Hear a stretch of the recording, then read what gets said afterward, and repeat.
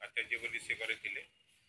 ତାଙ୍କର ପୁଅ ଥିଲା, ତାଙ୍କ ଶ୍ୱଶୁର ଥିଲେ। ସେହି ସମୟରେ ଦୁଇ ଜଣ ଦୁର୍ବୃତ୍ତ ହାତରେ ମାରଣାସ୍ତ୍ର ଧରିକି ତାଙ୍କ ଘର ଭିତରେ ବସିଥିଲେ ଆଉ ତାଙ୍କୁ ସେ ଅନୁସାରେ ତାଙ୍କୁ ଆଘାତ କରିକିରି ତାଙ୍କ ପାଖରୁ ସୁନା ଗହଣା ଏବଂ ତାଙ୍କ ଆଲମିରାରୁ ଟଙ୍କା ସୁନା ନେଇଯାଇଥିଲେ।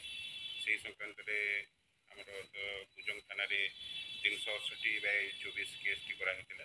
କେସ୍ ହେଇସାରିଲା ପରେ ସେଠାରେ ଏସ୍ପିଙ୍କ ନିର୍ଦ୍ଦେଶ ଅନୁସାରେ 2ଟି ଟିମ୍ କରାହେଇଥିଲା ଆଉ ସେହି ସଂକ୍ରାନ୍ତରେ ଆମର ଟିମ୍ ତାପରେ ରେଡ୍ କରିକିରି ବର୍ତ୍ତମାନ ପର୍ଯ୍ୟନ୍ତ ଆମର 3 ଜଣ ଆକ୍ୟୁଜ୍ ଏବେ ଆରେଷ୍ଟ ହେଇଛନ୍ତି ଏବଂ ତାଙ୍କ ପାଖରୁ ଆମେ ସୁନା ଚେନ୍ ଗୋଟେ 2ଟି ମୁଦି ଏବଂ 15,000 ଟଙ୍କା ରିକଭର କରାଯାଇଛି।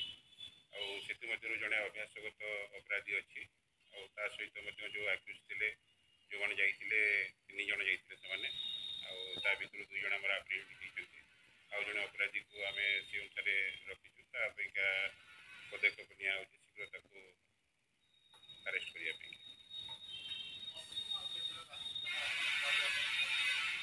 ବର୍ତ୍ତମାନ ଆମର 3 ଜଣ ଆସାମୀ ଧରା ହେଇଛନ୍ତି ଆଉ ଜଣେ ଯିଏ ଆକ୍ୟୁଜ୍ ଅଛି ତା ପାଇଁକା ଆମେ ପଦକ୍ଷେପ ନିଆହେଉଛି ତାକୁ ଶୀଘ୍ର ଧରିବା ପାଇଁ।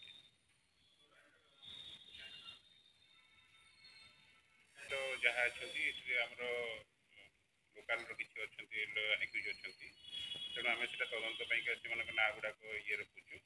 ଆଉ ଆମର ପାରାଦ୍ୱୀପ ଅଞ୍ଚଳର ଯେଉଁମାନେ ଅଛନ୍ତି ସେଇଥିରୁ ଆକ୍ୟୁଜ୍ ଧରା ହେଇଛନ୍ତି ଆଉ ଅଲଗା ଯେଉଁ ଆକ୍ୟୁଜ୍ ଅଛନ୍ତି ସେମାନଙ୍କୁ ବି ଆମେ ଦେଖୁଛୁ, ପଦକ୍ଷେପ ନେଉଛୁ ଶୀଘ୍ର ଧରିବା ପାଇଁକା। ଜଣେ ଯେଉଁ ଆକ୍ୟୁଜ୍ ଲୁଟ୍ରେ ବ୍ୟବହାର ହେଇଥିବା ମାରଣାସ୍ତ୍ର ଆମେ ଖବର ପାଇଛୁ ଆଉ ତାକୁ ମଧ୍ୟ ଦେଖୁଛୁ, ଯେଉଁ ଆକ୍ୟୁଜ୍ ଅଛି ତାଙ୍କ ପାଖରେ ଅଛି ସେ ଅନୁସାରେ ସେଟାକୁ ଶୀଘ୍ର ଆମେ ଜବତ କରିବୁ। ଆଗରୁ ଯେଉଁ ମୁଖ୍ୟ ଆସାମୀ ଯିଏ ତାଙ୍କ ନାଁରେ ଆଗରୁ 25ରୁ 30ଟି କେସ୍ ଅଛି ଆଉ ଅଲଗା ଆକ୍ୟୁଜ୍ ଯେଉଁ ଅଛନ୍ତି ତାଙ୍କ ନାଁରେ ବି 2-3ଟି କେସ୍ ଅଛି।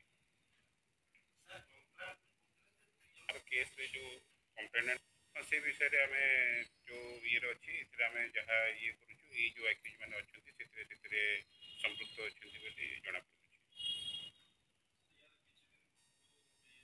ସେଇଟା ଆମର ଇନସିଡେଣ୍ଟ ହେଇସାରିଲା ପରେ ବି ଆମେ ସେ ଜାଗାରେ ପେଟ୍ରୋଲିଂ ଟିକେ ତ୍ୱରାନ୍ୱିତ କରିଛୁ। ସେ ଜାଗାରେ ଯେଉଁ କହୁଛନ୍ତି ଯେ ବରଗଛ ପାଖରେ, ସେଇଟା ବି ଆମେ ଲୋକାଲ ସେ ଅନୁସାରେ ଆଇଏସି ପଦକ୍ଷେପ ନେଇଛନ୍ତି।